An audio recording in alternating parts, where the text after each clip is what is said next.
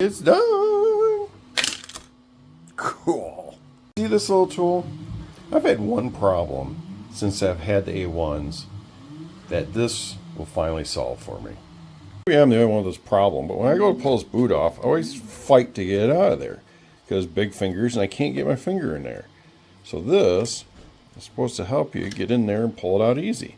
Ta-da! I thought that was worth it alone, and then this little thing's for helping you with the cover. But just getting this boot off is such a pain for me. I don't know why I struggle so much with that boot. Hence, the boot puller. Well, that's not what it's called, but we're calling it the boot puller now. I did mine in RB green, so when it's dark over here, it's not as easy to see them. Actually, it's called the A1 and A1 Mini, nozzle changer, and hot end sock remover. But, you know, for me, it's the sock remover. So, if you're interested in the sock remover, I found it at makerworld.com, and it's by RJ Design.